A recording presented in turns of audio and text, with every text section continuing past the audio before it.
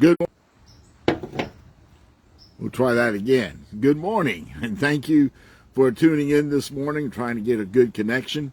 My name is Wes Henson. I am the interim pastor at the First Baptist Church of Cutler, and I want to welcome you to this Thursday edition of, well, I guess for a lack of a better term, Coffee with Wes, right? Get you a cup of coffee, gather around, sit down at the table here, and we'll talk for just a little bit. Today's thought is titled, In the Storms. In the Storms. Now, this is what we know.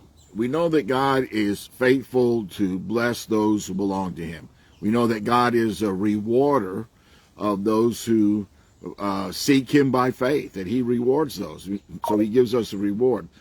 And he blesses us. And we can all think right now, stop right now what we're doing, and we can all think about the great blessings that the Lord has provided for us.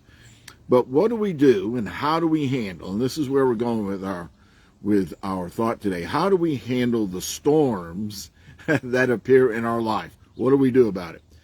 For believers and non-believers alike, no difference. There are moments when God allows troubles to occur in our life rather than removing them. Now, God doesn't cause the troubles.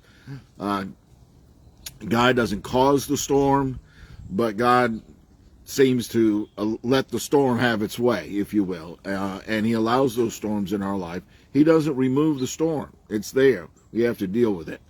So we're thinking about Joseph this week, and we're camping around Genesis chapter 37. And in Genesis 37, Joseph was shown his future. The Lord had given him some dreams, told him what was going to happen through a dream later on in his life. But before his future came to pass, Joseph was placed in a pit. And we looked at that this week. His brothers hated him, couldn't stand him. And they threw him in a pit, and then they sold him, and down to Egypt he went. So he got out of the pit, made his way to Egypt, and the Lord blessed him there. But then he was accused by Potiphar's wife in Genesis 39, and he was sent to prison to languish there for a period of time. And so it seems for Joseph, every time something good happened, something bad, 2 steps forward, maybe 3 steps back. I don't know. But that's what it seemed like.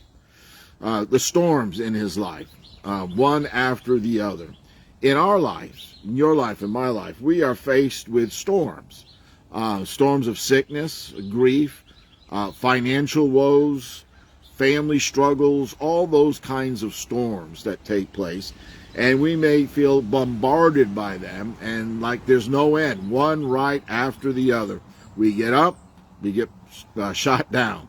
2 steps forward, 3 steps back. Now, during Joseph's storms, as we look at his life, he focused not on the storm. He focused on what was right in his life, and he waited on God to intervene. If you read the account of Joseph in Genesis 37, just to the end of the book of Genesis, you'll not find Joseph complaining or whining to God. Now, he may have, but we don't see any record of that. And so we must do like what Joseph did during our storms. We must look to God as the one who sustains us during the storm, and also as the one who delivers us from the storm, just like he did with Joseph. I want to give you a verse this week, and this verse has been with me since I was in the 5th grade Sunday school class. Mr. Pratt was our teacher. He had the 5th grade boys, and I don't know what kind of a group we were, but I do know this: he taught us for 2 weeks, and then he had a heart attack. He survived the heart attack, but he never came back to teach our class. But anyway, only had him for a couple of weeks. But this was the verse that we learned in that class, Mr. Pratt's class. It's Proverbs 3. Verses 5 and 6. I'm going to give that to you this morning. Trust in the Lord with all your heart. Lean not unto your own understandings. In all of your ways, acknowledge or submit, acknowledge him, and he will direct your paths. In all your ways, submit to him, and he will make your paths straight.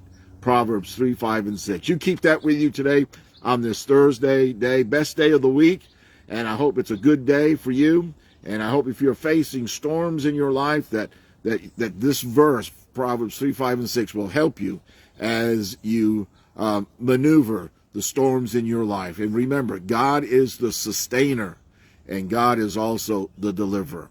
All right, folks, see you again next time, and bye for now.